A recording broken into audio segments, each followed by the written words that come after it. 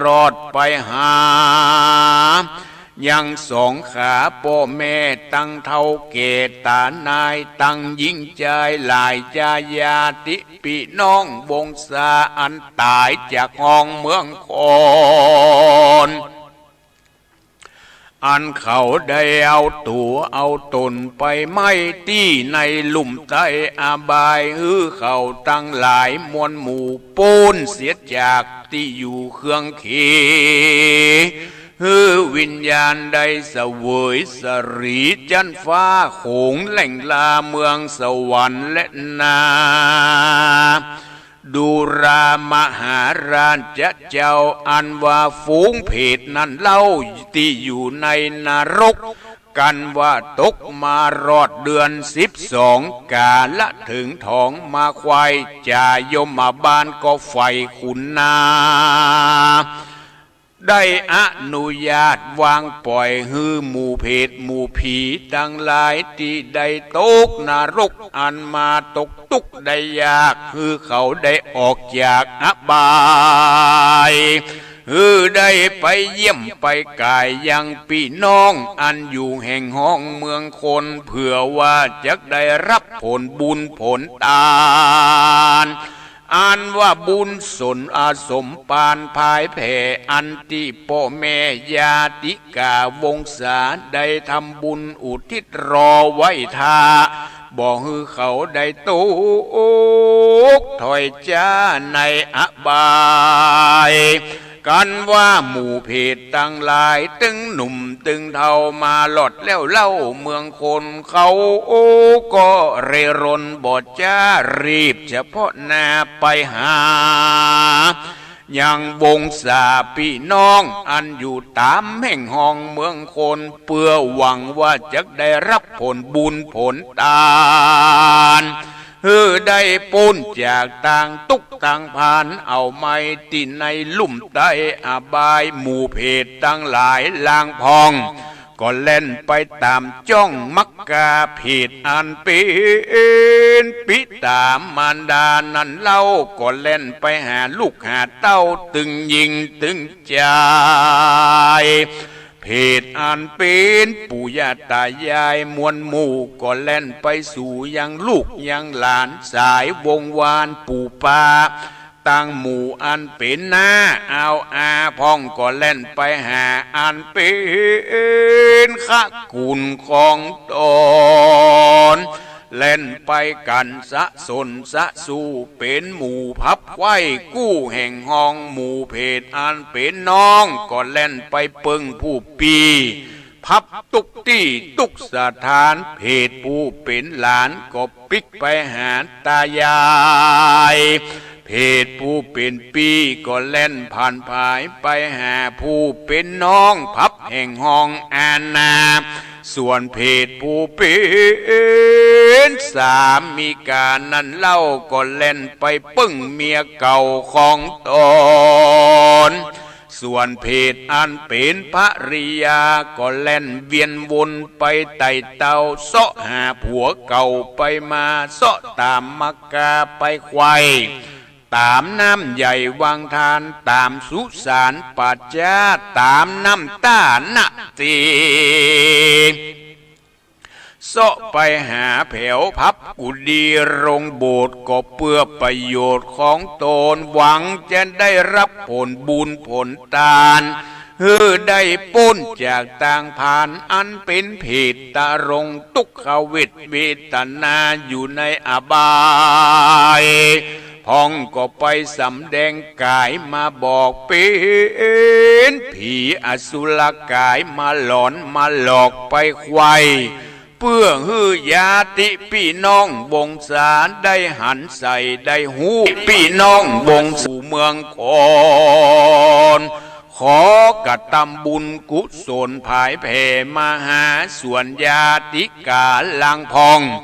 หูกึดส่งถึงกุลหูกระทำบุญไว้ทาเพศทวนนาตั้งหลายกันได้รับส่วนบุญส่วนทานแล้วเขาก็กลับกายไปเกิดเป็นเทวบุตรเทวดาตนพาเสดอยู่ในสวงสวรรค์และนา ส่วนอันว่าหมู่เพศที่วงศาพี่น้องบอกเคยกึดของถึงตนบ่สร้างบุญกุศลไว้ทาก็โหกเล่นล่าไปมาแล้วกระทำสัญญาฮือเขาหูพ้องก็ไปสู่ไปหายังครูบาอาจารย์ที่ถือกรรมฐานเข่งขัดอันอยู่ตามวัดวาอารามแล้วใครบอกตามอันมีว่าตนได้รับความเครื่องขี่ลำบากอดกันอยากอาหาร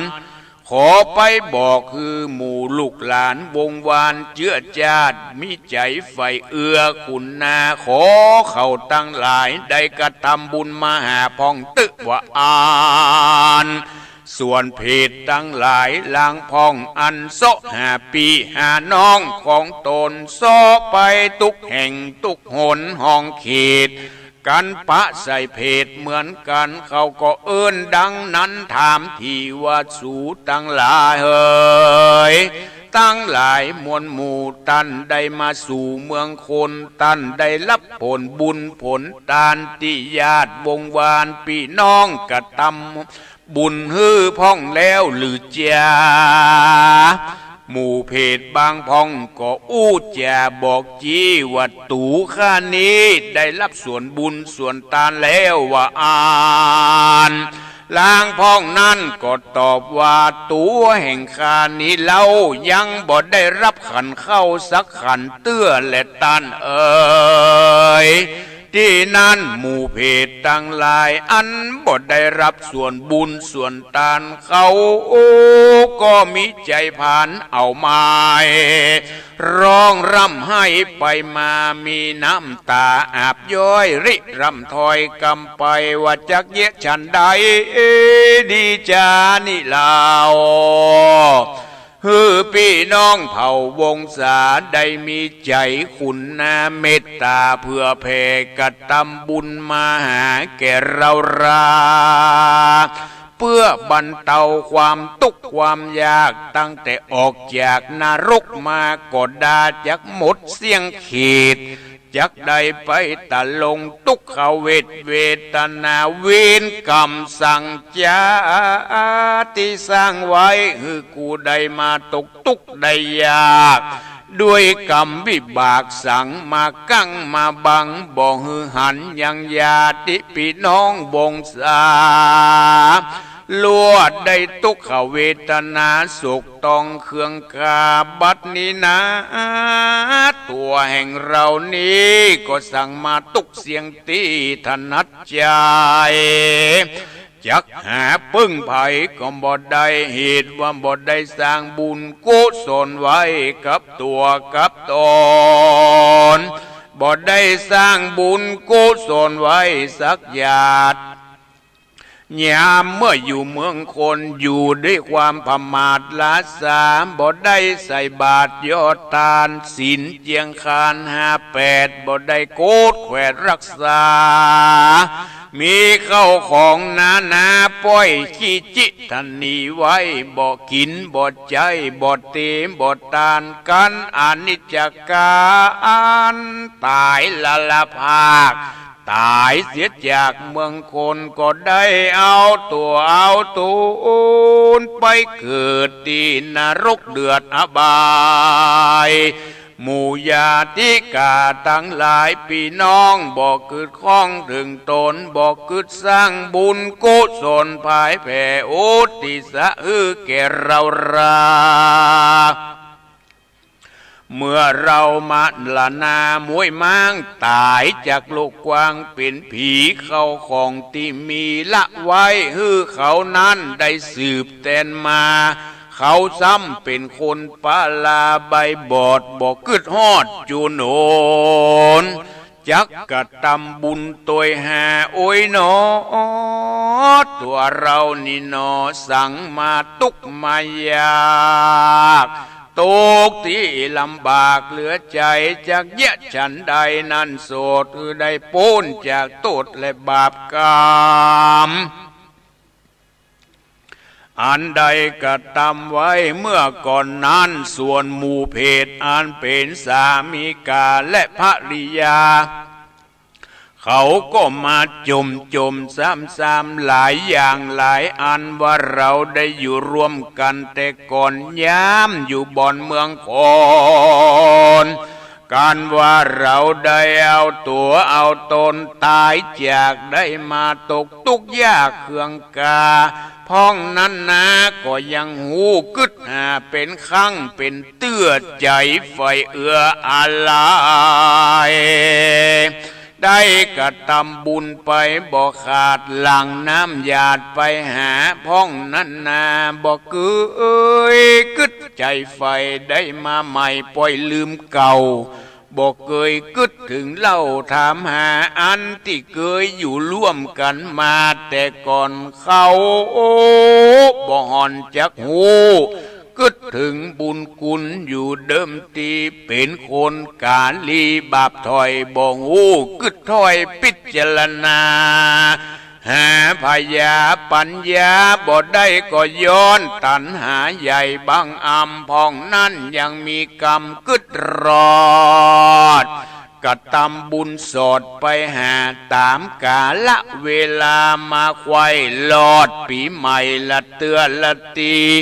เดือนไหนมีและเตือพองนั้นหู้ไฟเอื้อจุวันจุวานแม้นว่าได้ใหม่แล้วก็ยังฝันถึงบ่ขาดหู้จักโอกาสถามหารู้เจียนจากับอู้เจียนจากับลูกกับเต่าว่าฮือสูมันกินมันตานขันเข้าไปหาพ่อแม่สูพ่องเนว่าอันและส่วนว่าหมู่เพศอันสอดแสวงหายังส่วนบุญส่วนตานนันนากันยังเขาบ่ได้ก็ปากันร้องห่มร้องไห้จมซ้ำๆว่าโอ้ยหนอมันเป็นกรรมสังจามากังมาบังไว้บ่ฮือกูนี้ได้รับส่วนบุญส่วนตานบ่ฮือได้พบปะยังวงวานพี่น้องบาปสั่งจามาจ่องกองปาวานบัดนี้นะก็จักถึงวันกำหนดมาควายก็จักได้ปิกไปสู่ยังที่อยู่นรกดังเก่าเมินแต่เล่าหลายร้อยจาดย้อนกำหาวหาดปามาเพศนาตั้งหลายมวลหมู่อันที่ได้มาสู่เมืองคนเพื่อขอรับส่วนบุญส่วนทานกันว่าบ่ได้ก็จมซ้ำมือหมู่ลูกหมู่หลานตั้งหลายด้วยปริยายหลายหลากว่าสูนี่หากเป็นคนปาลาสางบอกกระทำบุญมาหาเราพ้องจ้า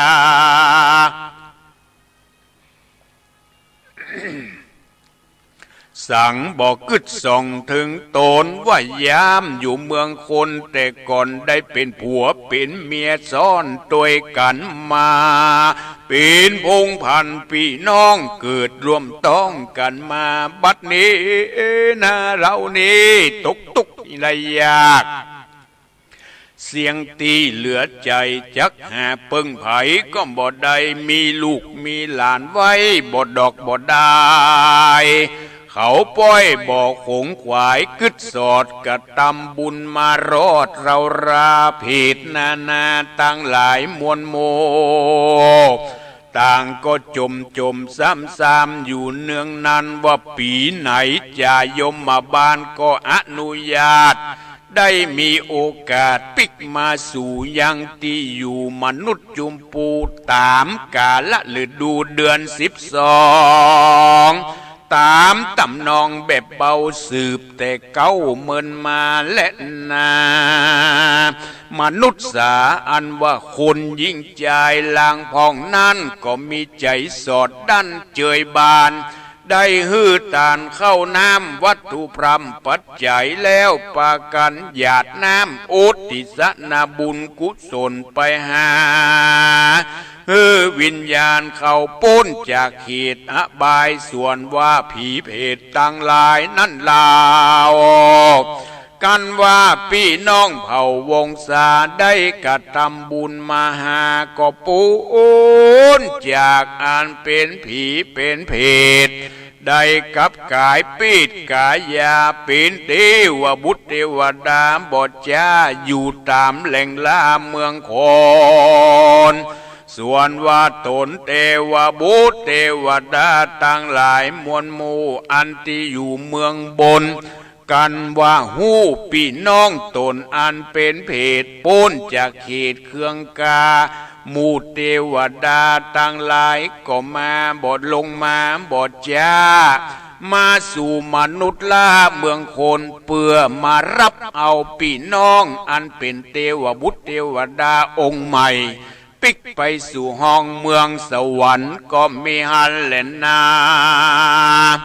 ส่วนอันว่าหมู่เพศตั้งหลายลางพองกันพี่น้องวงศาลูกเต่าหลานเหลนที่เขาบอดได้กระทำบุญมาหานั่นเล่าเขาก็มีใจโศกเศร้ามองผ่านเมื่อถึงกำหนดการมาควายก็จักได้ปิกได้ปอกเต้าไปสู่ที่เก่าอเวจีจะยมมาบ้านก็จักบุบตีบ่ขาดเอาเชือกเล็กมัดคาดจ่องกองลากเข้าสู่ห้องนรกเพื่อได้ไปตะลงทุกขเวทนาดังเก่าเขาก็มีใจโศกเศร้าโศกาล่ำลิล่ำลาจากกล่าวถอยมีบ่อนน้อยหลายประการว่าโอ้ยหนอเรานี่หนอสั่งมาตุกผ่านกันอยากเป็นแต่กรรมวิบากสังจาอันใดกระทำมาแต่ก่อนยามอยู่บ่อนเมืองคนก็บ่ได้สร้างบุญกุศลสั่งสักญาติเต้าอยู่ด้วยความพมาทลาสาหาพยาปัญญาบ่ได้หิหอมเข้าของไว้หลายแหล่ก็บ่ได้แผ่กินตานเต้าอ่วงไว้ลูกหลานใหญ่น้อยบ่ไฟห้อยตั้งศีลตั้งธรรมเมาแต่หากินเลี้ยงตองเต้ากึดขิงคองในใจว่ากันอายุไขแก่เท่าก้อยไปวัดไปว่าก้อยไปรับศีลฟังธรรมถึงยังศีลงามกุลใหญ่นบน้อมไว้ฟังธรรมปล่อยบ่โสมกำไฟอ่าง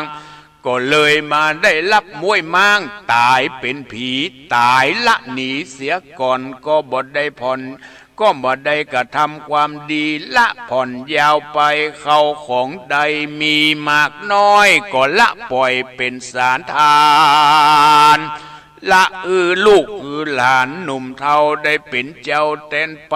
บาปกรรมใดๆที่ได้สร้างไว้ก็บ่แห่งร่างหายโหน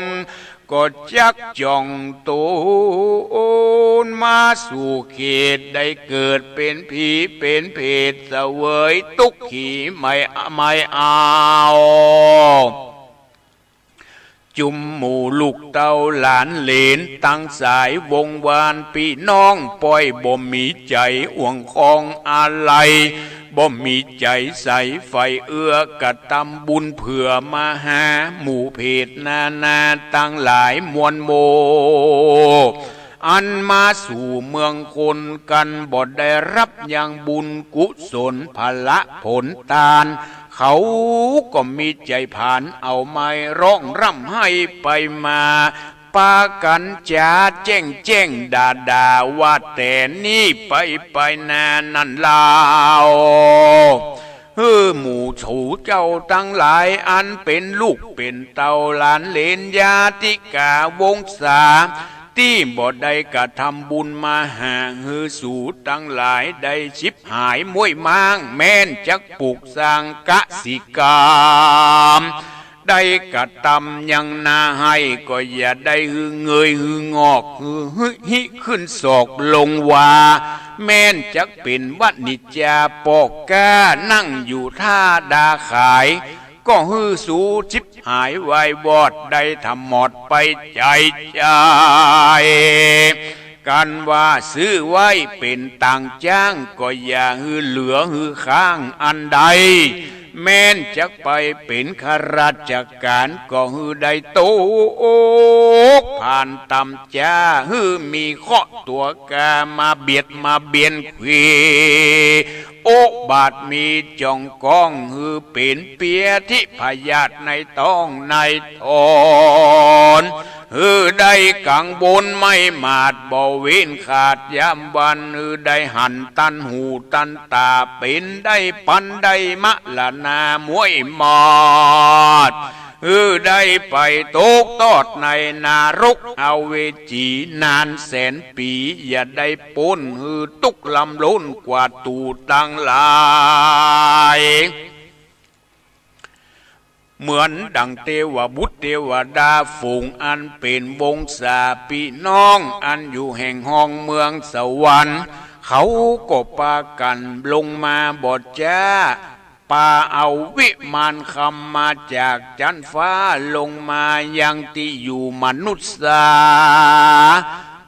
หวังว่าเพื่อมารับเอาเทวบุตรเทวดาหนุ่มเท่ากันว่ามารอดแล้วเล่าก็เสาะหากันบ่ปะหันพี่น้องก็มีใจสุขต้องมองผ่านก็นำเอาวิมานอันเป่ากลับคืนไปสู่ที่เก่าเมืองบอน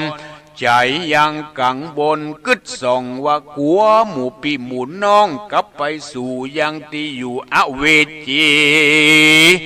นานแสนปีออกบ่ได้นั่นแหละนาดูรามหาราชเจ้ากันพี่น้องเผ่าวงศาได้โตเครื่องกาเป็นผีเป็นเพศใครเขาได้ป้นจากต่างตุกต่างผ่านจุงปากันฮือตานเขาน้ำวัตถุพรรมปัจจัยตั้งบุญทำบุญฮือตานโอติสนาบุญกุศลไปรอดหมู่เขากดจากป้นจากขอดอาต่างตุกต่างยากได้ไปเสวยสุขภาคเมืองบนจันฟ้าโขงเขตลาเมืองสวรรค์และนาเมื่อนั้นพญาปิมพิสารกันได้ยินพระตรงยานติดเทศนายังทำกันวิเศษดวงนี้แล้วก็มีใจผ่องแผ้วยินดีก็อัญจุรีกรมเกาลาพระพุทธเจ้าปิกคืนสู่ยังที่อยู่แห่งตนก็ไม่อันแลนา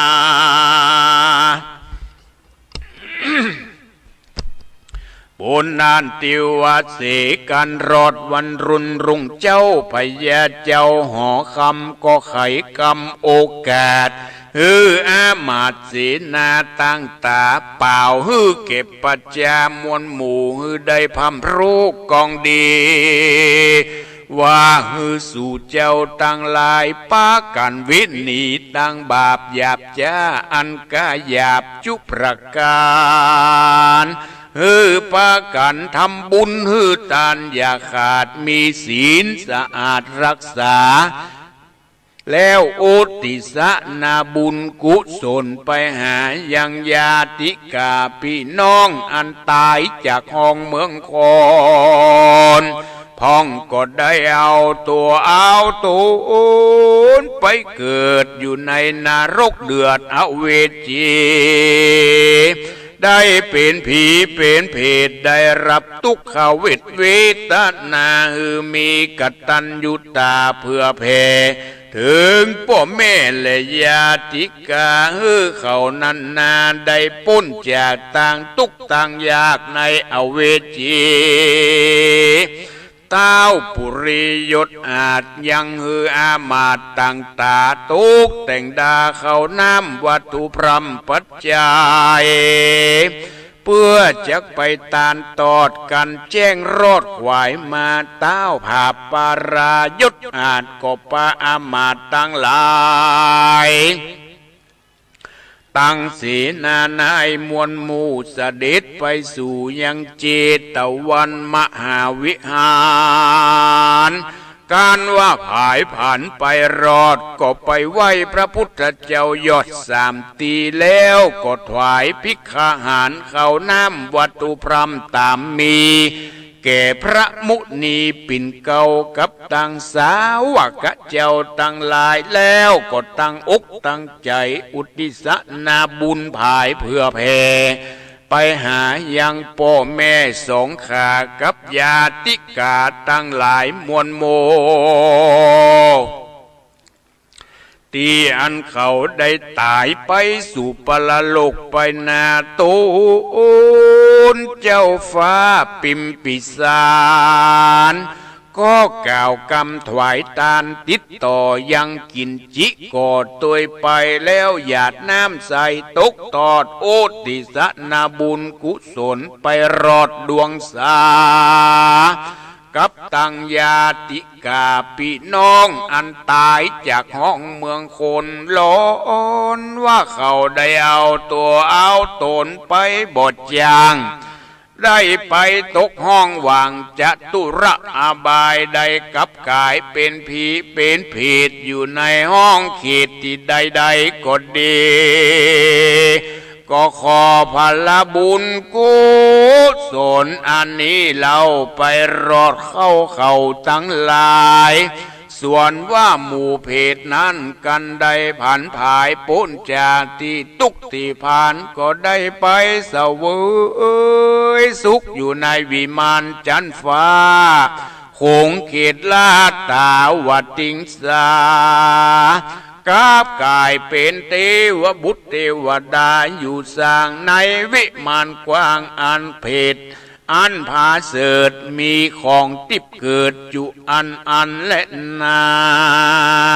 ที่นั่นเทวบุตรเทวดาตั้งหลายมวลหมู่อันว่าเขาได้อยู่สุขเจยบานในวิมานผาศาสตร์เขาก็มาโอกาสเจียนแจ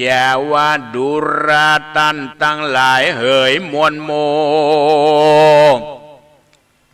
เมื่อก่อนนี้เราอยู่เมืองคนก็บ่ได้สร้างบุญกุศลสร้างสักญาติอยู่ด้วยความพมาทลาสาเมื่อเรามรณาเป็นผีบาปกรรมมีส่งอยู่ได้ไปเกิดเป็นเพศอยู่ในอบายเสวยทุกข์หลายเหลือแหลกันบ่มีพ่อแม่และญาติกาวงศาพี่น้องอันอยู่แห่งห้องเมืองคนเขาก็ได้กระทำบุญกุศลอุทิศนาบุญมารอดก็ยังบ่ได้ป้นขอตุกขีก็ด้วยตีจะนาบุญนี้โสดจริงได้สุขจอยโจดคืนวันเหตุนั้นเราควรปากันมวลหมู่ได้ถวายปอนปั่นปอนฮือแก่หมู่ญาติกาวงศาการว่าได้จ่าแล้วก็รีบกาดแก้วมาสู่ยังที่อยู่เมืองคนแล้วก็ถวายปอนอันเป็นมังกละฮือแก่ลูกแก่หลานญาติพี่น้องวงศาพ่อแม่ตั้งเท่าเกตานายตั้งลูกหลานตั้งหลายมวลหมู่เพื่อฮือเขาได้อยู่สุขเย็นใจว่าต่อนนี้ไปนาสู่เจ้าตั้งหลายอย่าตกถอยจ้าเครื่องขี่สู่เจ้าจุงมีอายุมีเตียงเต้า120 ขวบเขาเป็นธราฝูงโรกาอย่ามาไกลการเจ็บป่วยใครก็อย่ามาปานอุบาทหารอย่ามาเกิดเคาะไม่เดือดอย่ามีมามีพระอย่าปัญญาอาจกาแม้นจักกาแหลกขาย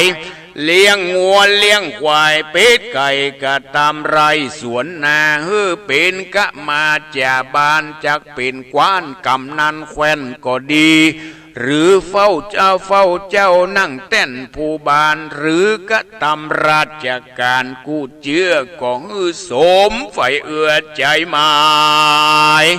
จ จุงมีโจกมีลาบหลายบ่ขาดได้อยู่หอเฮือนผาศาสตร์หอใจเงินคำไหลหลังเข้ามามุนมั่งมุนตุ่นเต้าถมทองได้หูกองอันวิเศษจบทะไรเป็ดนาสูจุงอยู่ที่คาตุกเมื่อมีใจไฟเอื้อต่างธรรมจุงมีสินจำอย่าขาดอย่าได้พมาทลาสาการถึงชะลาแก่เท่าอายุเข้าดับขันก็ได้ผันไปเกิดในห้องฟ้าเลือดตาวัดติงสาอย่าได้กล้ากัดก้อยจุใหญ่น้อยยิ่งใจเด็ดเตอส่วนอันว่าเทวบุตรเทวดาตั้งหลายมวลหมู่อันมาสู่เมืองคนกันถวายปอนือเก็บพ่อแม่ญาติกาวงศาและญาติกาเมียนแล้วก็ปากัดแก้วปิกขึ้นสู่ยังที่อยู่แห่งตนก็มีวันนั้นแลนาเตจานาส่วนอันว่าคนยิ่งใจตั้งหลายมวลโมอันที่อยู่ในปุรีกันรอดวันปะเวณีเดือน12มารอดเขาก็ปากันเตตอดเตตานกะทำบุญฮืดตานภิกขาหารเข้าน้ำวัตถุพรำปัจจัยนาและทำแล้วตั้งใจโอติสนาบุญกุศลไปหายังพี่น้องวงศาลูกเต้าหลานเลนอันตายจากห้องเมืองโคนว่าขอฮือบุญกุศลนี่เล่าไปรอดเขาเจ้าตั้งหลายแม้นว่าใจกายมีทุกข์ก็ฮือได้ถึงสุขเสวยสรีแม้นว่าพละบุญมีอันประเสริฐได้บังเกิดมีมาก็ขอฮือศรัทธาผู้ค้าตั้งหลายได้ผ่านผายพ้นจากต่างทุกยากจุประการได้สุ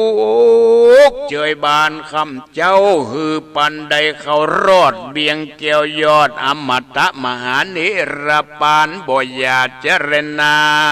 โย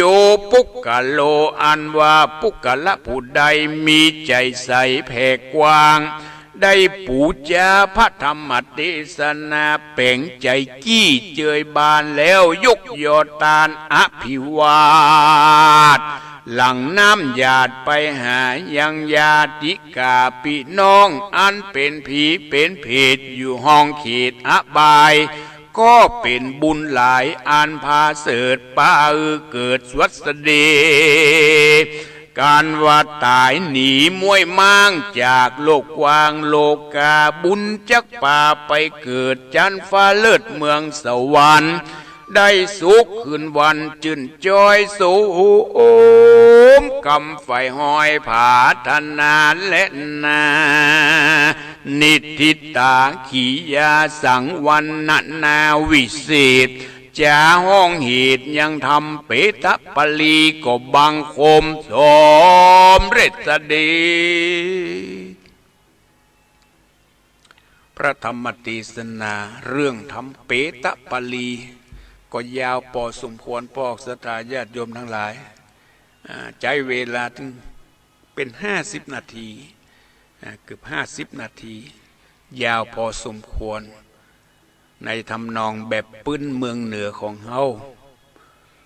ในเนื้อหาสาระในพระธรรมเทศนา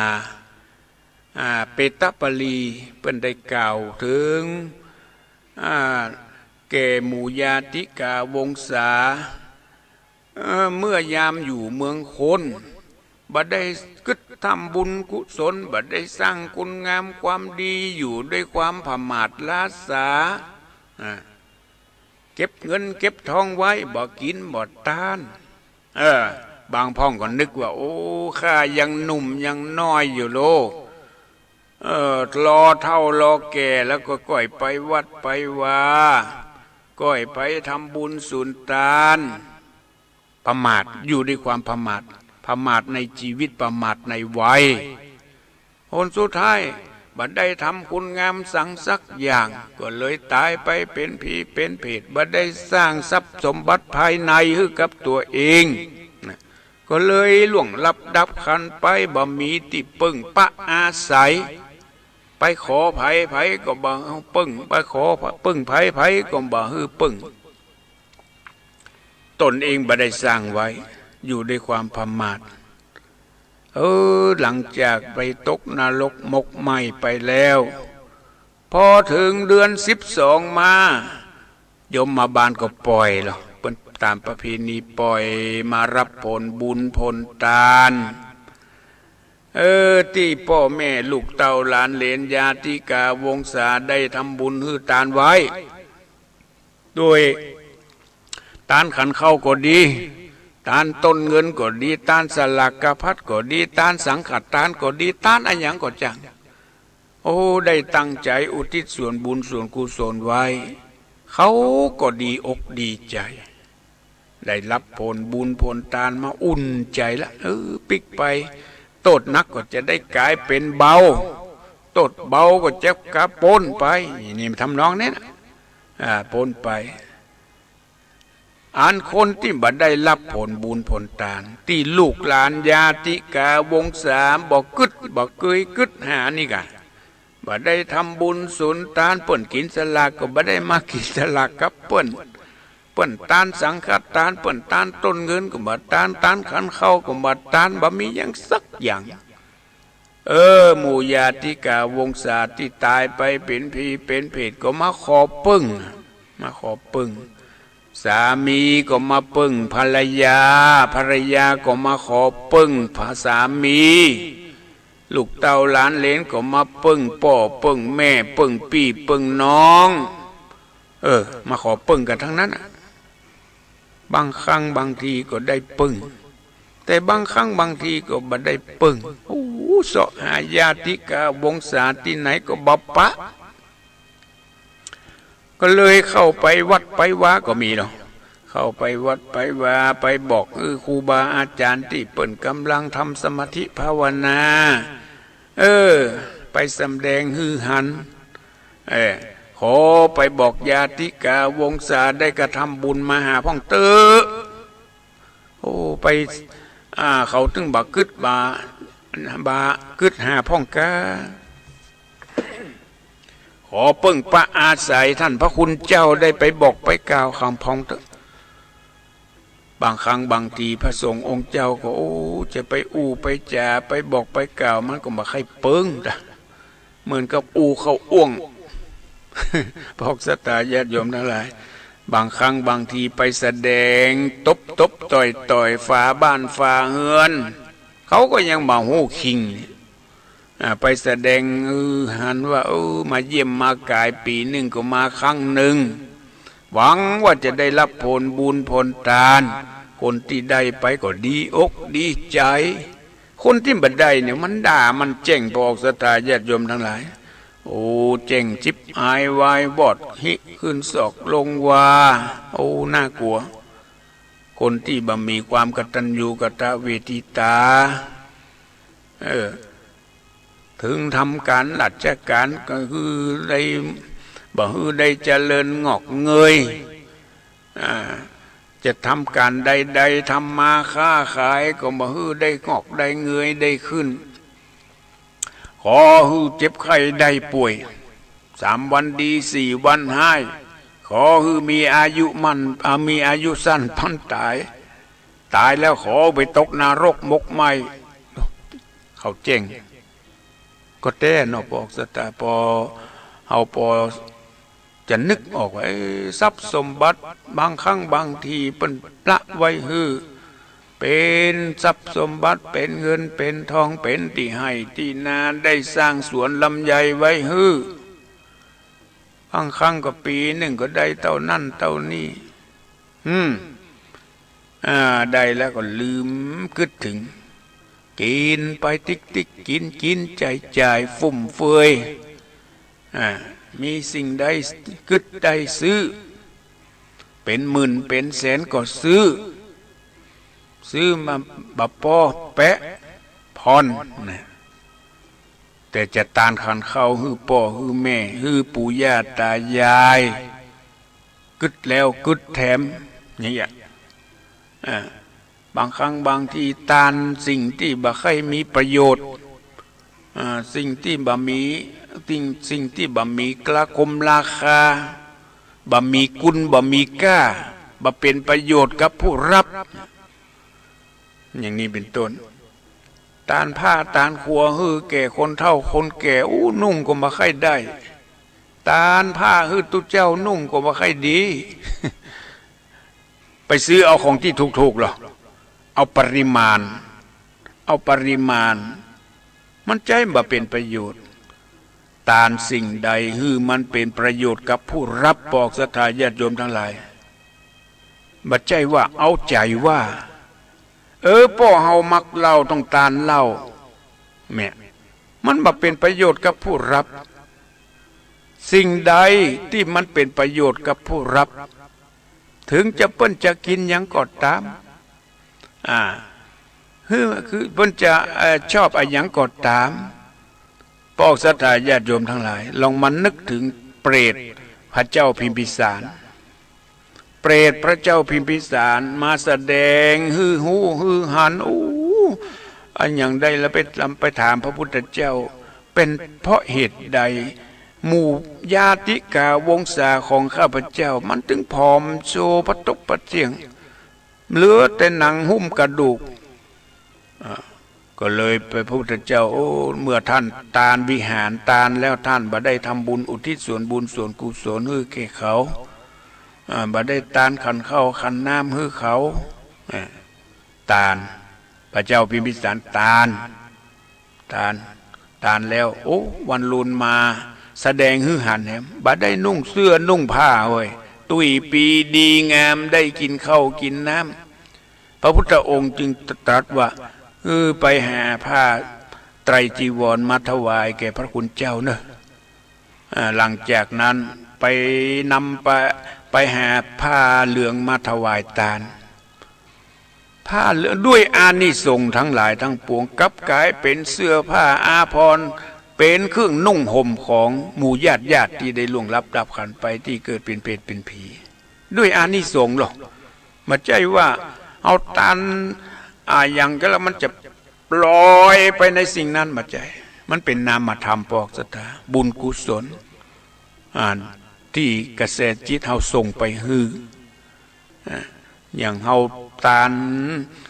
เฮาทำบุญฮือตานในขณะที่เฮาคิดถึงเขา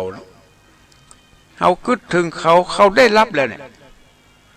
วันพุกวันหืนเพิ่นจะกินสลาก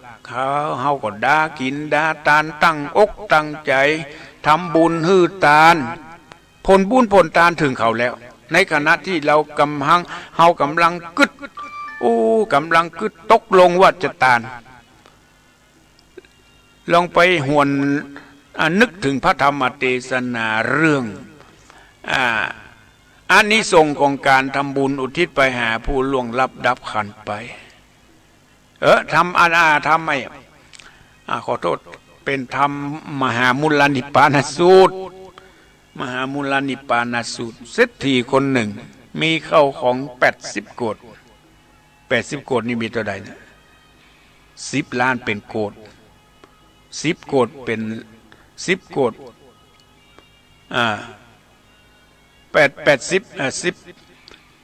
10 ล้านเป็น1 โกฏ800 ล้าน800 ล้านเป็น80 โกฏเอาปานนั้นมีเข้าของถึง800 ล้าน80 โกฏนี่นะบักกินบักตานอยู่ด้วยความประมาทลาสามีทรัพย์สมบัติอยู่กินใจบำรมบำเรอด้วยความสุขที่มีเงินมีทองตายไปเป็นเพศเป็นผี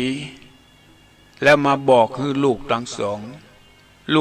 งก็คือนางเอ้ยกับนางเอียว่าลูกเอ๋ย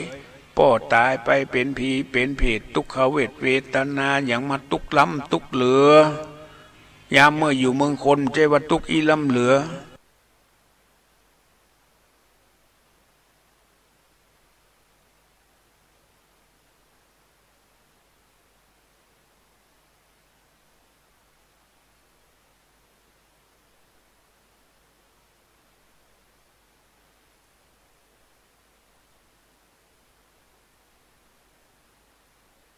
มีกินมีใจตาฮื้อป่อของเราลูกทั้งหลองไปขุดดูโอ้มีแต่เป็นเงินเป็นคำกองโก้กองโกดอยู่ในหม้อก็เลยเอามาว่าวันพุกเนี่ยจะไปทำบุญฮื้อป่อแหมเมื่อค่ำเนี่ยลูกมาเข้าฝันละเนี่ยไม่ได้ไปตานด้วยนะมาเข้าฝันโอ้ป่อได้ไปเกิดเป็นเทพบุตรเทวดาละป่อได้รับผลบุญผลทานที่ลูกกึศจะทำบุญนี่แหละนี่แหละปอกศรัทธาญาติโยมทั้งหลายบุญกุศลมันถึงก่อนแล้วด้วยกระแสจิตที่เฮานึกถึงดวงวิญญาณของญาติที่เฮาจะทำฮื้อ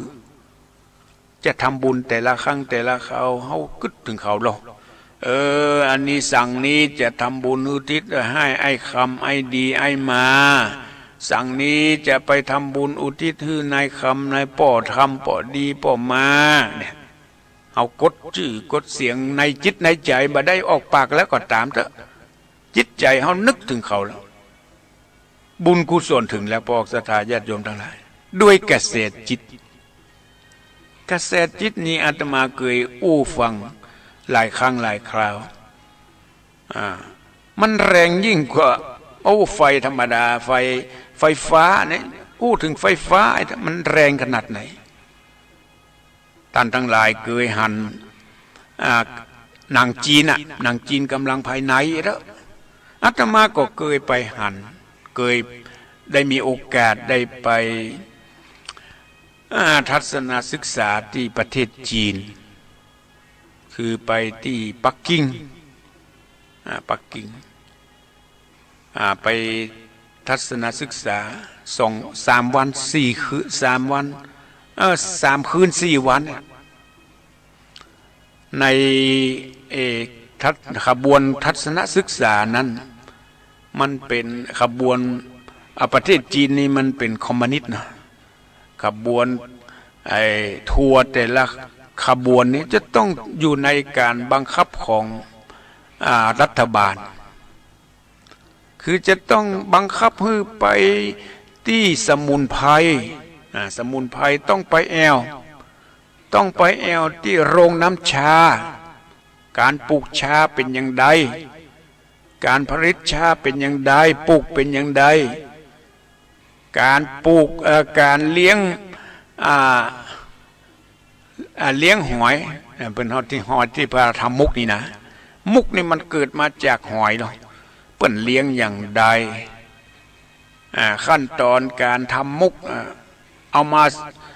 มาเป็นเครื่องประดับกว่าจะได้มาเป็นเครื่องประดับต้องทำอย่างใดมุกหอยมุกเนี่ยไข่มุกเนี่ยต้องเอามาทำเครื่องสำอางเพื่อเสริมสวยเนี่ยบอกศรัทธาญาติโยมนะมันบังคับเพื่อไปดูการปลูกกาแฟจนมาเป็นเครื่องปรุงเครื่องดื่มจำอย่างใด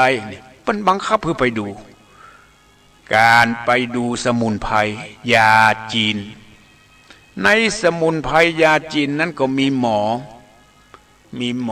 กำลังภายในนั่นแหละที่บกมาหาเนี่ยมันเป็นการบังคับเพื่อไปดูหมอจีนคนหนึ่งมันก็ใจกำลังภายในเปิ้นห้องว่าใจพลังเกษตรจิตมันเบ่งกำลังของมันแล้วก็มีไฟออกปลายมือหันกับหูกับตา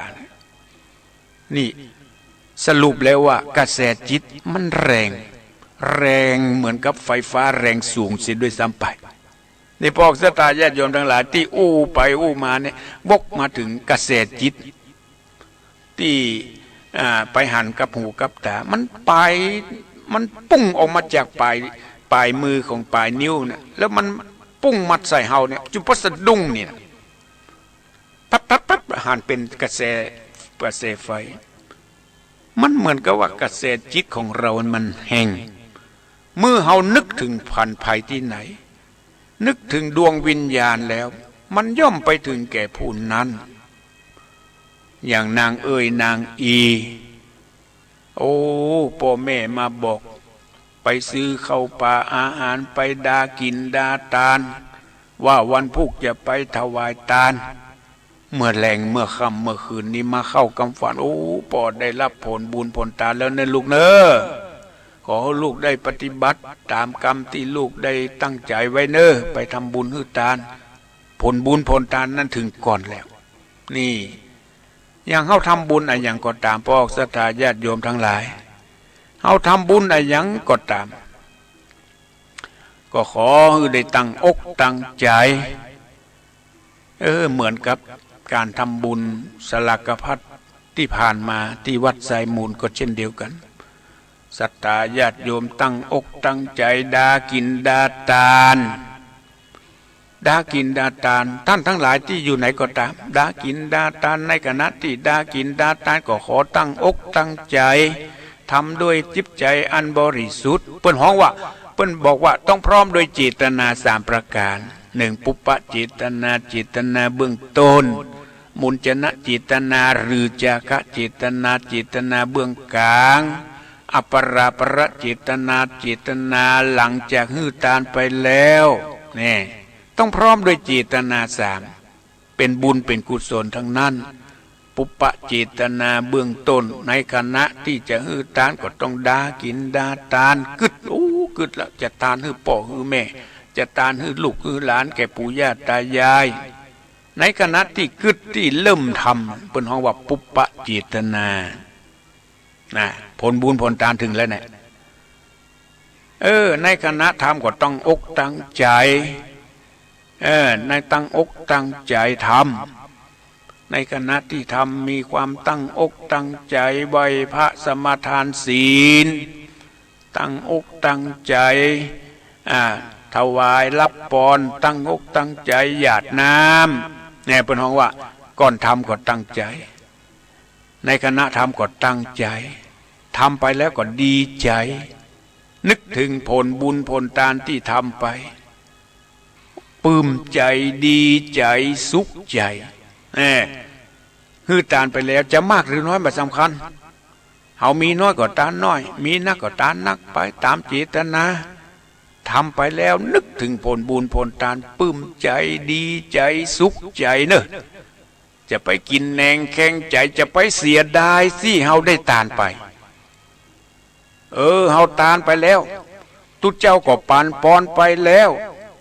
จะไปเสียดายจะไปกินแหนงแข้งใจบางครั้งบางทีเฮาไปหันในวัดในว่าทุกเจ้าเอาเฮาไปอย่างก็โมจะกินก็บ่กินก็โมโหน่ะบางครั้งบางทีเฮาทานไปแล้วเอาไปเสียไปหามันต้องไปคำนึงถึง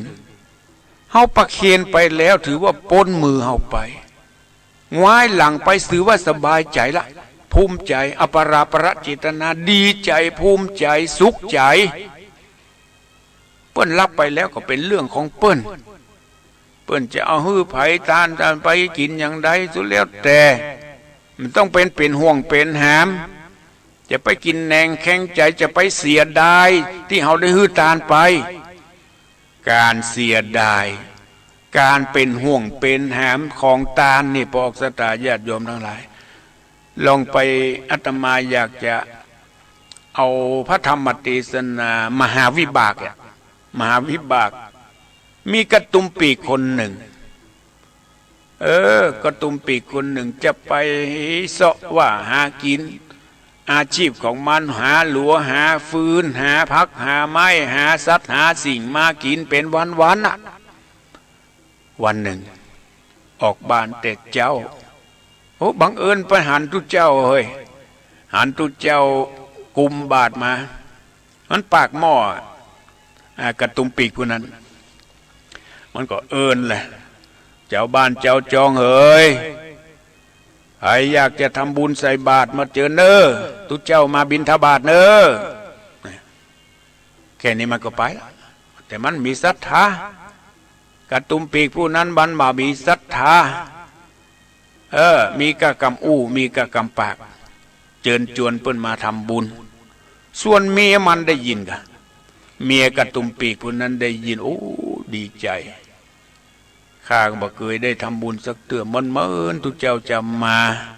มันก็ไปอาหารเข้าไปในโรงครัวไปหั่นใส่เข้าป่าอาหารที่ผัวมันแห่มาไว้เมื่อวานเนี่ย เออเอาไปใส่บาตรก่อนไปก้อยแห่มากินไหมมันก็เอาเข้าป่าอาหารที่ผัวมันหามาไว้เมื่อวานเนี่ยเอามาใส่บาตรเอามาใส่บาตรทีนี้ทุกเจ้าก็เดินไปป้าใส่กระตุ่มปีกผู้แหมละบังเอิญกระตุ่มปีกผู้นั้นปิกมาไปป่าปิกมามันก็ขอดูในบาตรทุกเจ้านั่นแหละทุกเจ้าจะได้อย่างพ่องจ้าพอคุณเจ้าได้อย่างพ่องมันก็ถือโอกาสไปเปิดดู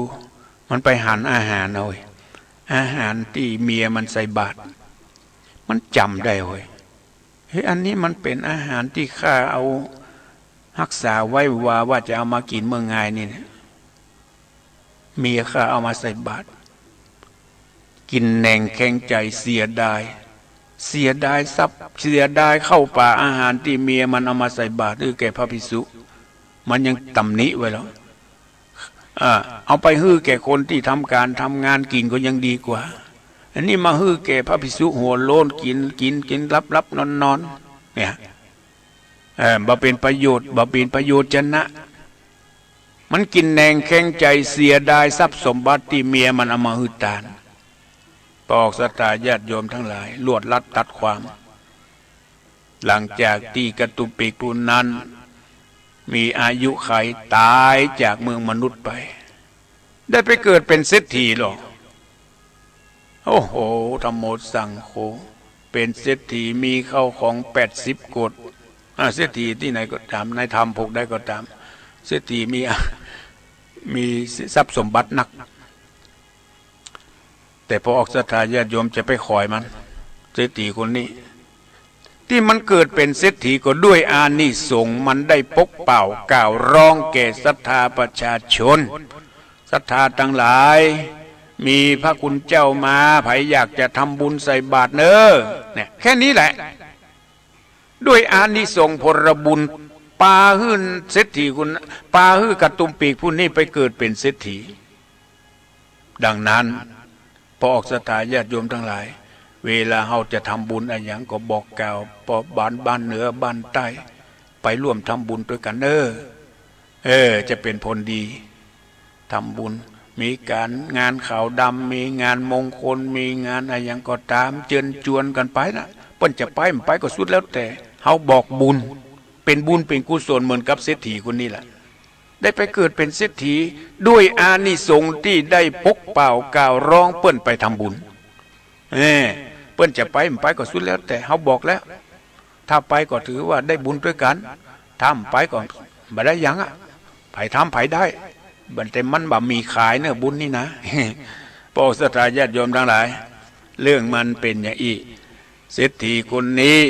ได้ด้วยอานิสงส์ที่ได้ปกเป่ากล่าวร้องทำฮื้อมีเปิ้นไปเกิดเป็นคนมั่งคนมีสีสุข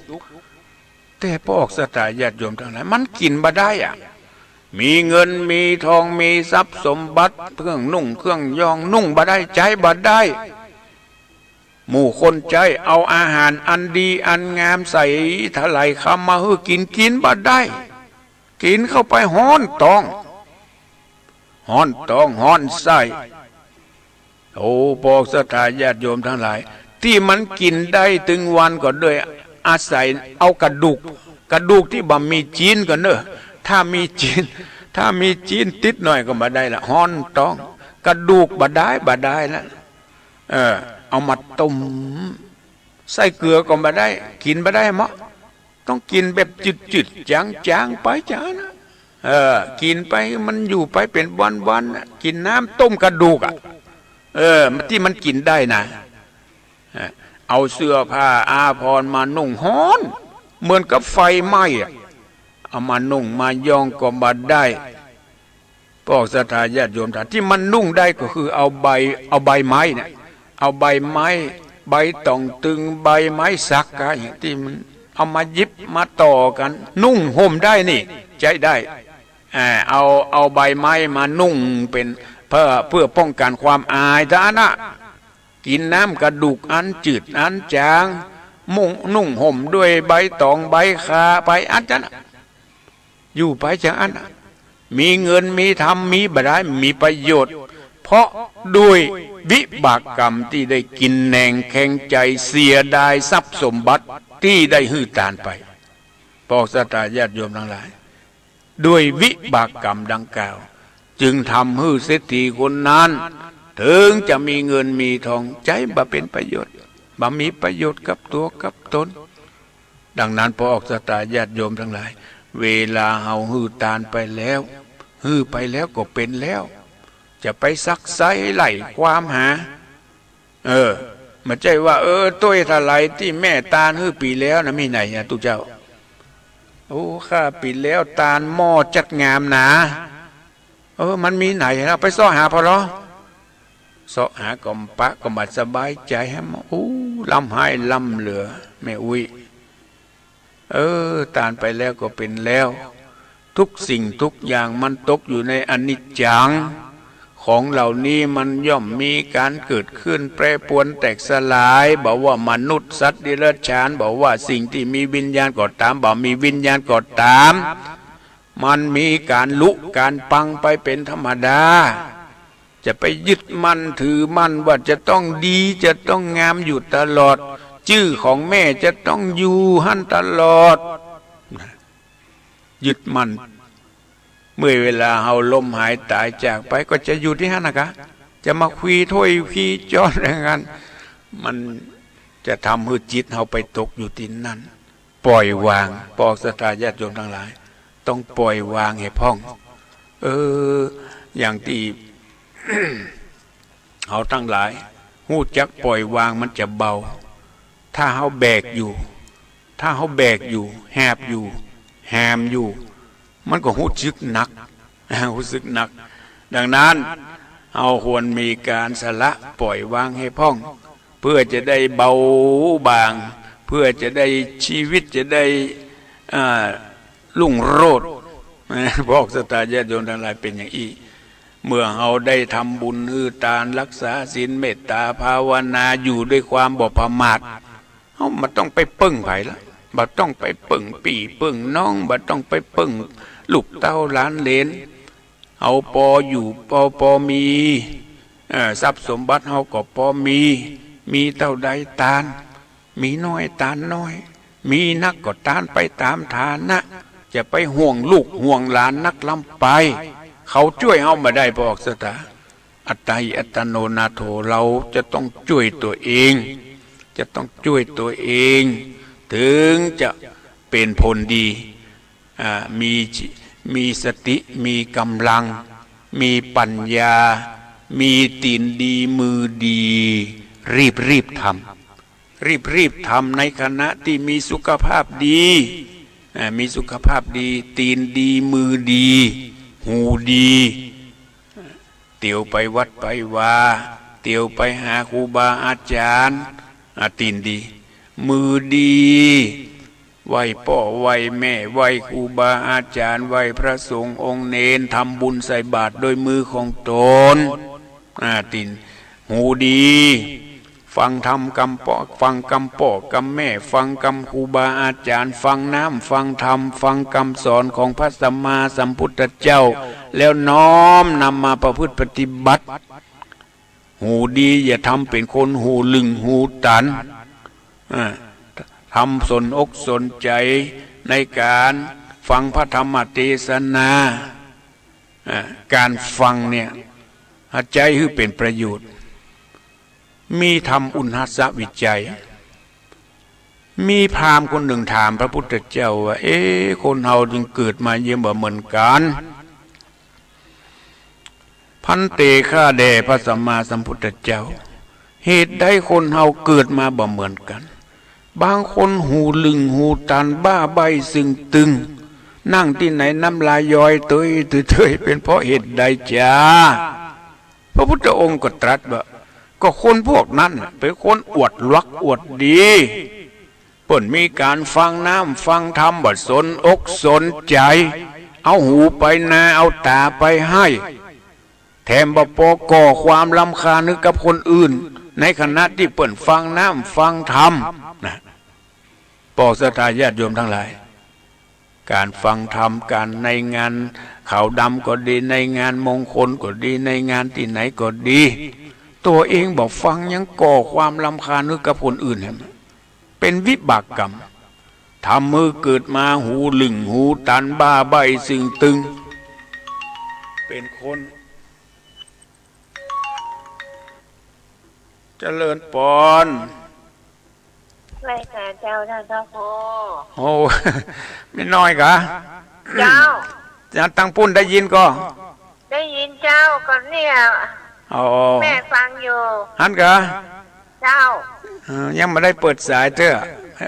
น่าจะเวลาพอจะเที่ยงน่ะโอ้มาเสี่ยงเตื้อข้าทำครึ่งชั่วโมงก่อนไม่น้อยใจฮ้อนไม่น้อยใจฮ้อนเจ้าฟังชัดฟังชัดเจนดีเนาะเจ้าชัดเจนดีเจ้าไม่ได้ยินท่านพระครูมานานแล้วนะโอ้มันได้เมื่อคืนนี้เพิ่งมาออกวันแรกเนี่ยเพิ่นท่านครูอภิวัฒนวิกรมเอาไลน์มาขอออกกันกำเนิดวันพุธนะที่11นะ8 โมงถึง10 โมงเด้อแล้วเมื่อเจ้าก็บ่ได้ยินเมื่อแรงก็บ่ได้ยินน่ะเมื่อเจ้าออกตลอดเน้อบ่ได้ยินเจ้าตาเพเพิ่นบ่บอกบ่ห้ามหมอน่ะอันนั้นสถานีเพิ่นบ่เปิดเจ้าพ่อบุญธรรมยังโทรมาเหรอเพิ่นโทรค่ะพ่อบุญธรรมโทรมาเปิ้นไลน์ก็เปิ้นไลน์หาก็ใช่โทรมาเปิ้นฟังอยู่ไว้อ่ะสถานีหรือว่าสถานีของแม่น้อยบ่ดีวิทยุเอ้าโอ้ยแม่บ่ได้ฟังท่านมาเมินแล้วนะเนี่ยวันนั้นก็เทศน์ละคำทำเป็ดละปลีอ่ะเจ้าโอ้ยดีเนาะนึกถึงพ่อถึงแม่เนาะนั่นแหละเขาเน้นมีความสำนึกกระตุ้นให้เกิดความสำนึกถึงหน่อยเนี่ย12 เป๊กนี่แม่ก็ครัวไว้ตั้ง4กันนะโอ้ดีละเน้อเจ้าเตบุเตวดาเจ้ากรรมนายเวรให้พ่อแม่เฮาเหียพ่อแม่แฟนเนี่ยดีละเจ้าแม่ให้กำลังใจท่านพระครูนะเจริญปอนรักษาสุขภาพด้วยเจ้าอยู่ดีมีสุขไว้สาเจ้าเจริญปอนไม่น้อยโทรมาก่อนยังได้บอกเปิดสายเตือนเป็นยังก็โทรมาเป็นยัง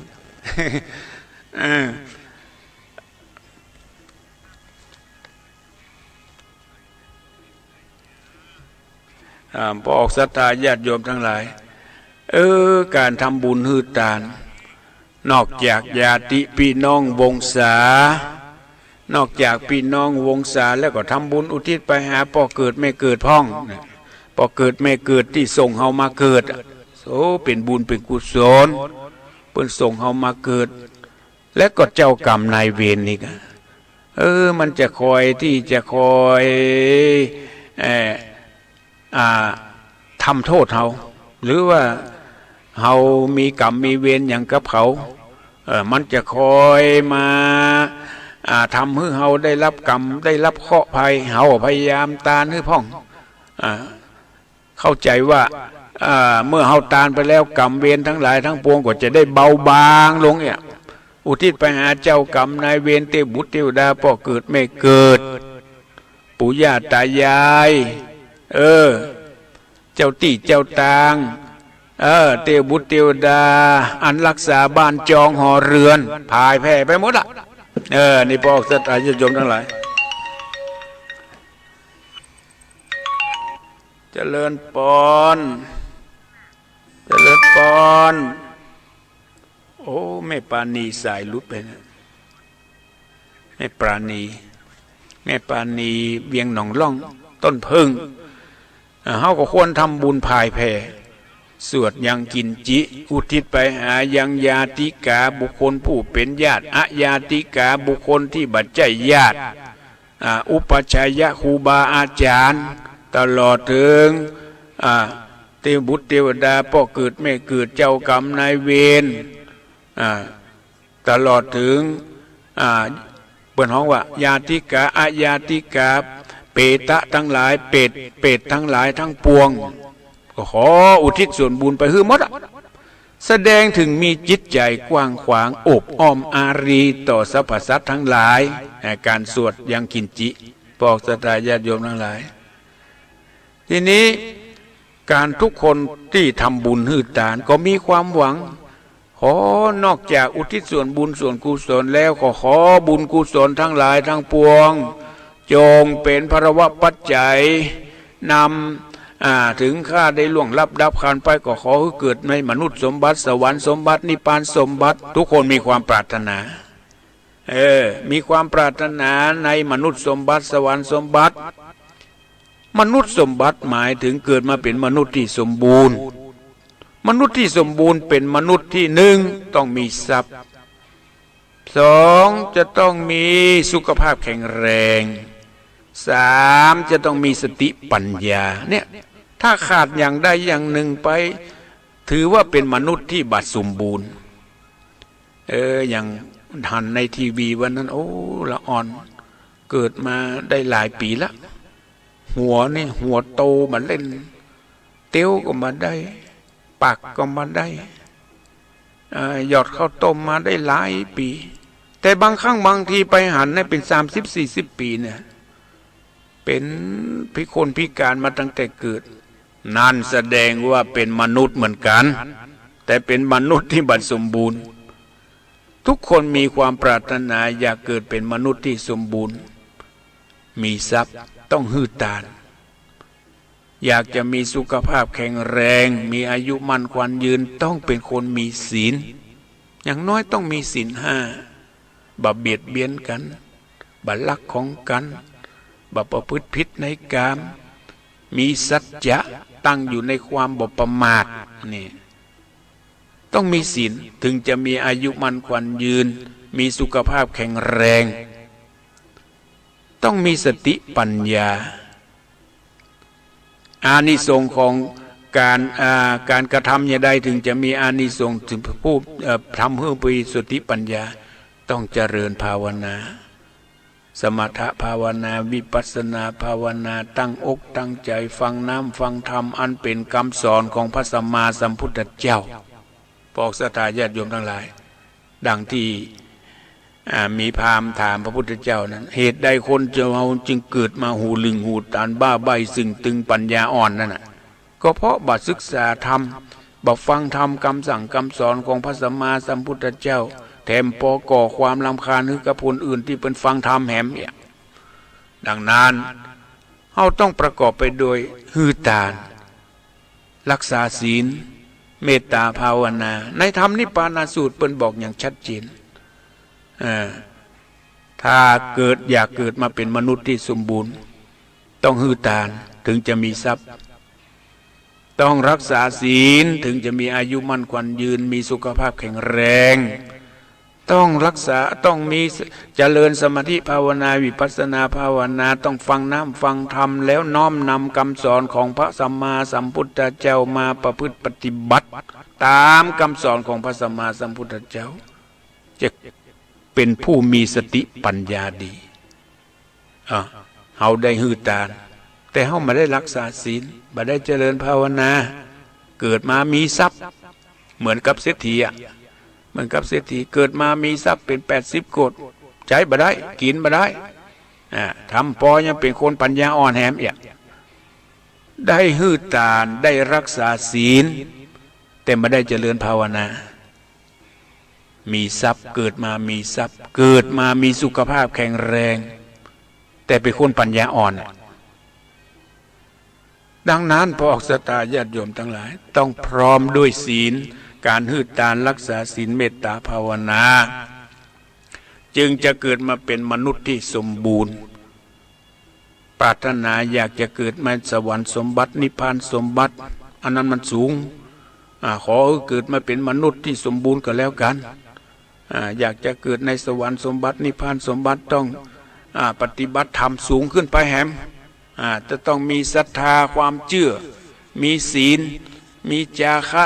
มีปัญญาศรัทธาต้องมีสมบัติภายในที่พร้อม สมบัติภายในนั้นมีอย่างพ่องพอออกศรัทธาเปิ้นฮ้องว่าอริยทรัพย์ทรัพย์อันประเสริฐทรัพย์สมบัติที่เฮามีกินมีใจมีเงินมีทองมีที่ให้ที่นาที่สวนมีรถเรือเหลือกินเหลือใจอย่างก็ตามเถอะอันนั้นเป็นทรัพย์ภายนอกส่วนทรัพย์ภายในเนี่ยถ้าหาไว้เตรียมไว้เฮาจะสบายใจอุ่นใจเฮาพร้อมที่จะจากโลกนี้ไปข้าพร้อมทุกสิ่งทุกอย่างข้าเตรียมสมบัติไว้แล้วสมบัติภายในต้องมีศรัทธาความเชื่อประกอบไปด้วยความเชื่อในพระรัตนตรัยเชื่อว่าพระพุทธเจ้ามีจริงเชื่อว่าทำบุญต้องได้บุญทำบาปต้องได้บาปทำดีต้องได้ดีทำชั่วต้องได้ชั่วนี่เชื่อเป็นสัจธรรมต้องมีศีลรักษากายวาจาให้เรียบร้อยดีงามปกติศีลแปลว่าปกติบ่ฆ่าสัตว์บ่ลักทรัพย์บ่ประพฤติผิดในกามบ่พูดเท็จพูดส่อเสียดบ่พูดคำหยาบบ่อู้เพ้อเจ้อบ่นำเอาสิ่งเสพติดของมึนเมาต่างๆเข้ามาสู่ร่างกายบ่สูบบ่เสพนี่เป็นห้องว่ารักษาศีล5ปกติมีสุขภาพแข็งแรงมีหิริความละอายต่อบาปอตตปะความเกรงกลัวต่อกรรมที่จะมาตอบสนองพาหุสัจจะเป็นคนได้ศึกษาหาความรู้ทั้งทางโลกและทางธรรมจาคะหาการเสียสละทั้งกำลังกายกำลังสติปัญญาช่วยเหลือวัดวาอารามช่วยเจือเหลือบ้านเหนือบ้านใต้ตื้อเปิ้นมีการมีงานเสียสละกำลังทรัพย์กำลังสติปัญญากำลังกายด้วยความบริสุทธิ์ใจบัดจิบ่าบัดจิแหงมีเงินมีทองมีสมบัติบัดจิบัดทีบัดขี้เหนียวนี่เป็นคนเสียสละทั้งทางกายทางวาจาทางจิตทางใจทางทรัพย์สมบัติมีปัญญาความรอบรู้ทั้งทางโลกและทางธรรมทั้งหลายทั้งปวงเนี่ยเป็นบุญเป็นกุศลสร้างบุญสร้างกุศลไว้กับตัวกับตนเป็นผู้มีทรัพย์ภายในอย่างแน่นอนเมื่อเฮามีทรัพย์ภายในแล้วย่อมไปเสวยในภพหน้าชาติหน้าเสวยของทิพย์อีเถอะอย่างที่ทุกเจ้าปานปอนะขอได้ไปเสวยของทิพย์เข้าน้ำ10 ประการวันนั้นมีคนถามคำว่าเข้าทิพย์น้ำทิพย์10 ประการมีอย่างพ่องทุกเจ้าอาตมาก็ตอบไปว่าเข้าทิพย์น้ำทิพย์ก็ของธรรมดานี่แหละแต่เป็นของทิพย์เอาอยากกินอย่างต้องการอย่างมันก็มาถ้าเกิดในสวรรค์สมบัติเข้าทิพย์น้ำทิพย์ก็ในศาสนพิธีของพระคุณเจ้าที่เปิ้นได้ห้ำได้เฮียนมาก็มีเปิ้นว่าอันนัง1อันนังได้แก่ข้าวของกินข้าวนี่หมายถึงอาหารการกินปานังอันนี้อันที่2ปานังหมายถึงน้ำข้าวทิพย์น้ำทิพย์10 ประการนะ2ปานังคือได้เด่นน้ำ3วัดถังหมายถึงผ้า4ยานังหมายถึงยานพาหนะ5มาลังเครื่องประดับตกแต่ง6คันทางหมายถึงของหอม7วิเลปนังหมายถึงเครื่องดุบไล้8สายยังที่นอน9อาวาสถังที่พักที่อยู่ที่อาศัย10ปฏิปยังเครื่องประทีปโคมไฟเนี่ยทั้งหลายทั้งปวง10 ประการนี่เปิ้นฮ้องว่าเข้าทิพย์น้ำทิพย์10 ประการอลังการอันประเสริฐเป็นเครื่องทิพย์อันที่จะมาทำให้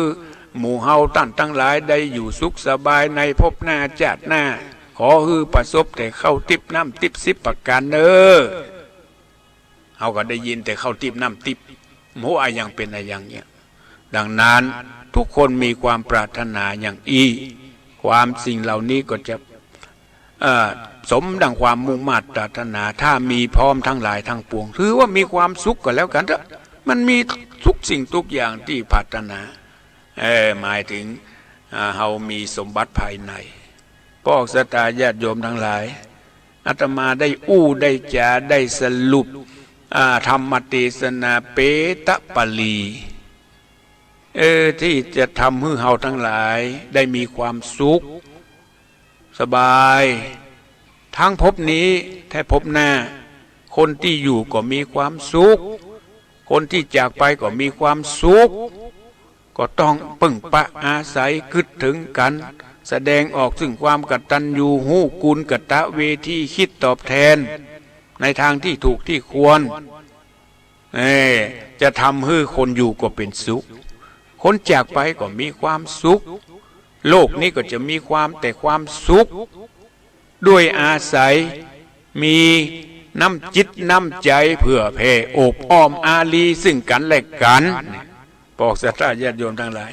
ยิ้มแย้มแจ่มใสมีอะไรอย่างผิดพลาดพังไปก็เป็นธรรมดาฮื้ออาภัยซึ่งกันและกันการฮื้อตาลเปิ้นบอกว่านอกจากการฮื้ออามิตรสิ่งของนอกจากการฮื้อธรรมทานแล้วสิ่งแห่งสำคัญนั่นคืออภัยทานการฮื้ออภัยซึ่งกันและกันเป็นสิริมงคลอันหนึ่งในจำนวนของการฮื้อตาลการฮื้อย่อมเป็นที่ฮักแก่ท่านทั้งหลายเป็นบุญเป็นกุศลทั้งนั้นถ้าทำถูกต้องทั้งทางกายทางวาจาและจิตใจย่อมนำเฮาไปสู่จากโลกนี้ไปย่อมไปสู่สุคติโลกสวรรค์อย่างแน่นอนเอาละพวกศรัทธาญาติโยมทั้งหลายอาตมาได้ได้จามาพอสมควรเหลือเวลาแห่มเล็กน้อยภายที่จะโทรมามาจะโทรมาที่0812898992เพราะเสียงโทรศัพท์บ้านนั้นมันไม่ค่อยชัดเจนมีหลายท่านหลายคนแม้แต่ท่านอาจารย์บรรยงก็ทักท้วงมาว่าเสียงมันไม่ค่อยชัดลำโพงเสียงโทรศัพท์บ้าน053นะเสียงมันไม่ค่อยชัดอ้าอีดงแต่อาตมามาหูเรื่องเป็นคนแต่ไม่ใช่เป็นคนรับแต่คนรับเปิ้นฟังเปิ้นหูเอาละไผจะลองโทรมามาจะมาแสดงผลการรับฟังโทรมาที่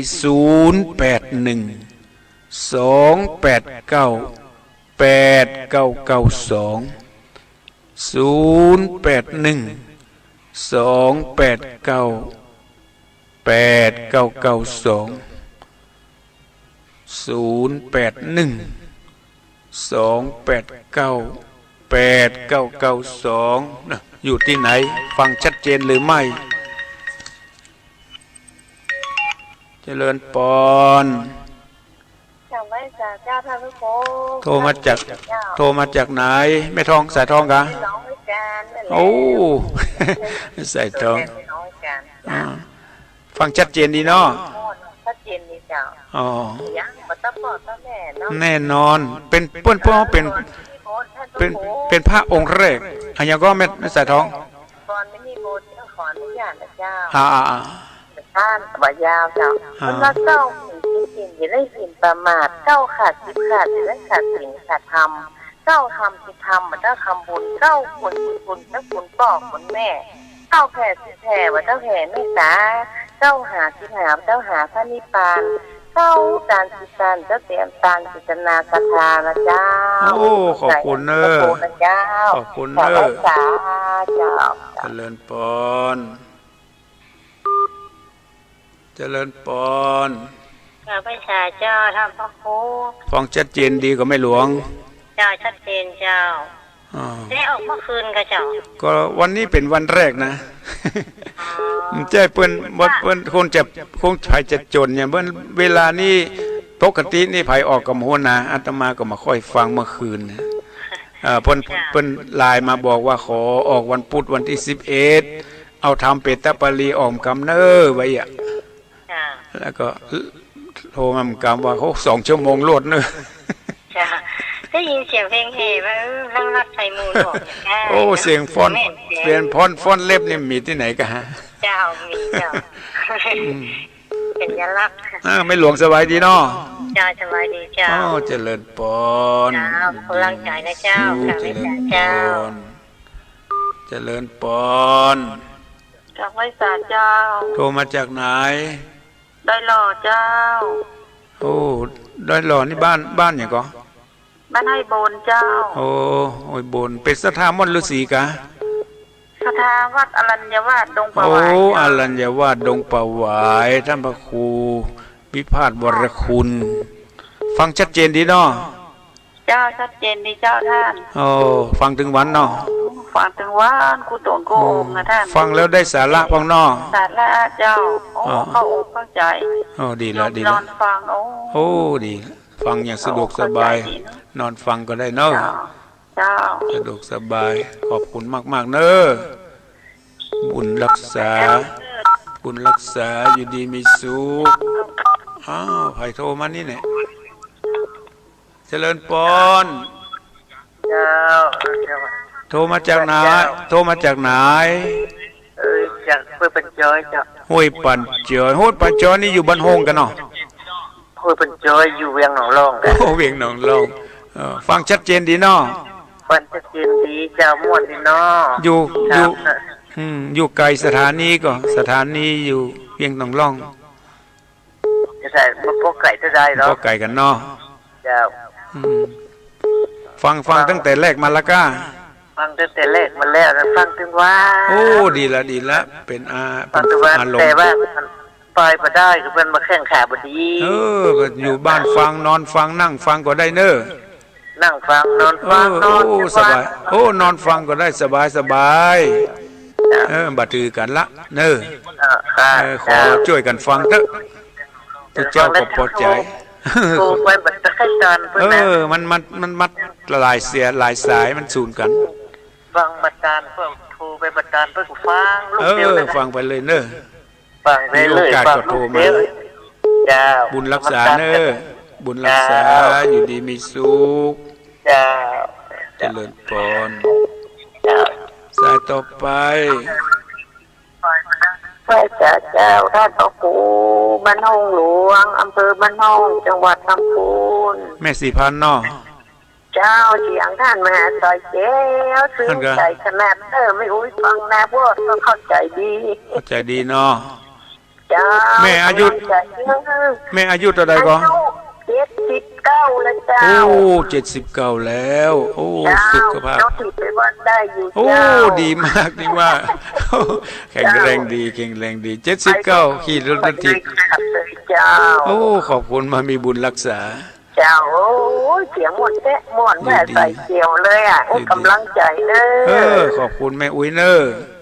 เจ้า ดีมีสุขเจริญพร ไปแต่เจ้า เจริญพรสายต่อไป010ก็อันเจ้าพรรษาเจ้าท่านพระครูเจ้า โทรอยู่ไหนก็ แม่คำนอนตะบน โอ้ แม่ต้อนเจ้า แม่เขาโนนเจ็ดโซนวังเหนือเนาะ อันเพื่อเมืองปานเจ้า เมืองปานลำปางวันนั้นมาได้ยินแต่เนอะวันนั้นก็เจ้าฟังที่วิทยุแดนดินกะละหันเริ่มต้นดับเหรียญทั้ง นั่นกะ ได้ยินกรรมเจ้า ฟังบัดสุดกรรม น้อยเดียวเจ้าได้ฟัง แต่มาพอดีได้มาฟังวันนี้เนาะ โอ้เป็นนาบุญเจ้า โอ้ ตั้งใจฟังวันนั้นนะเจ้าจะเสียว่ามันดับไปยากัดเปิดล้อขับเต่าหมดเวลากัดตึงมาเจ้า เป็นอันกะ เจ้า พอดีได้มาฟังวันนี้ผู้อำนวยการเพิ่งบอกว่าไปเทศมาคืนทำกำเนิดพอดี วันนั้นได้ยินสันว่าแล้วคนโอ้กับวันนั้นกับพระครูสุเมธอันกะ เดี๋ยวไกลๆเต็งๆก็จะเกินน่ะวัดไปมุนมาหน่อย ดีแล้วขอบคุณเนอะ เจ้ากับไม่สา เจ เจ้า ริญปอน366เจริญปอน ไม่สาเจ้าท่านพระครูเจ้า โทรมาจากไหน โทรมาจากฟางบ้านแม่เมากินเจ้า มันไม่เมา เจ้า โอ้แม่เมาอยู่ฝางกะแม่เมาแม่อำเภอฮะนะ เจ้าแม่แม่อันเสียนวัดพระบาทอุดมเจ้า เมื่อก่อนอาตมาไปเทศเตื้องบ้านแม่เมานี่นะไปเทศงานศพศพพ่ออย่างที่อยู่ใกล้ๆอำเภอน่ะ มันอันนั้นมันถ้าจะตังในเวียงไงเจ้าคือลูกเปิ้นทำนับถือศาสนาคริสต์นะแล้วก็ลูกเปิ้นนับถือพุทธก็มีมันศูนย์กัน แล้วก็เปิ้นเลยทำบุญทำบุญพุทธพ่องคริสต์พ่อง แล้วก็เปิ้นนิมนต์อาตมาไปเทศคืนหนึ่งเจ้าอันนั้นถ้าจะเป็นแม่เมาหัวหัวมันเจ้าของมันเป็นแม่เมาพี่เล็กแม่เมาแม่อำเภอเจ้ามันมีหลายแม่เมาเจ้าอันกะเอาแม่เมาหัวแม่เมาพี่เล็กอันกะแม่เมาต้นตุ้มดีละเนอขอบคุณเนอที่ฟังกันเนอเจริญปอนอยู่ดีมีสุขบุญรักษาอยู่เมืองฝางโทรมาเจริญปอน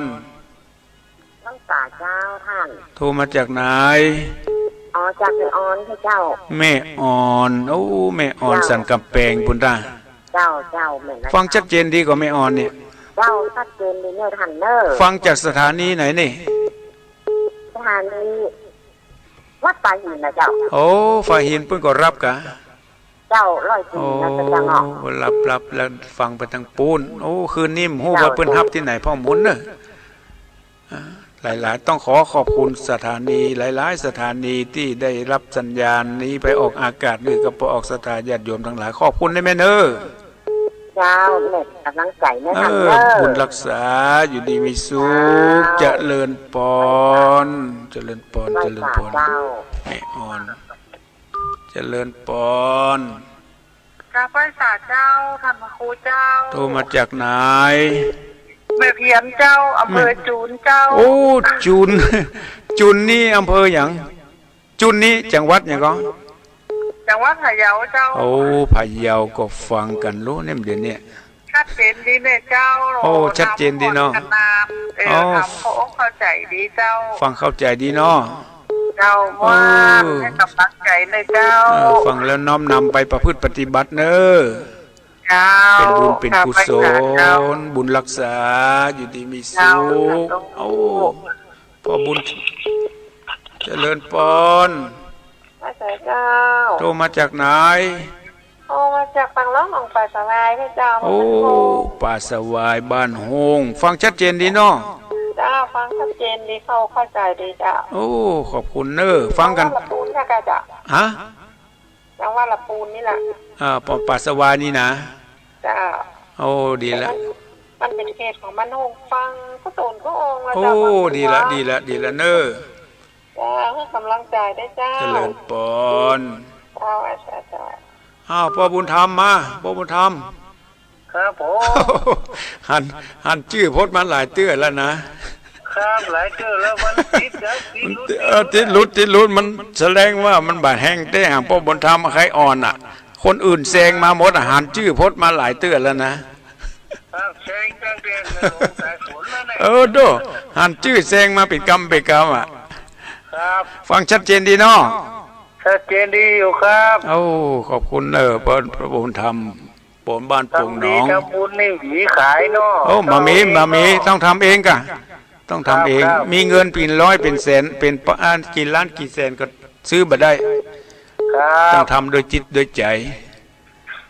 ต้องทำโดยศรัทธาครับเป็นบุญเป็นกุศลขอบคุณพ่อบุญธรรมเนอะครับพ่อบุญธรรมเจริญปอนสายสุดท้ายแล้วขอว่าครับ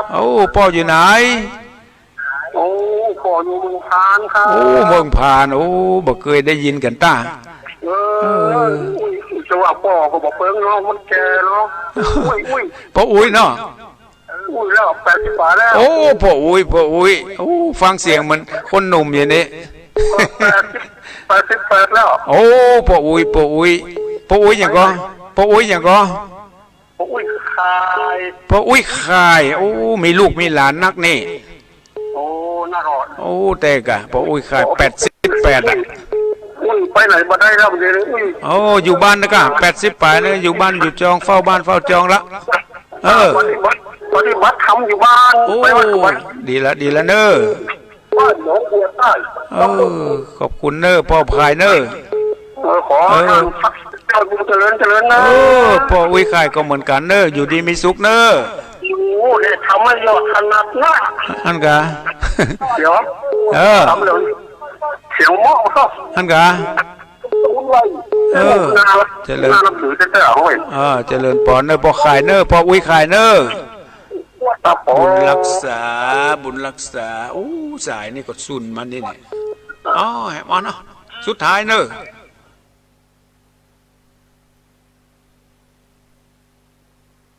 เมาไม่ขับ แล้วจะกลับอย่างไร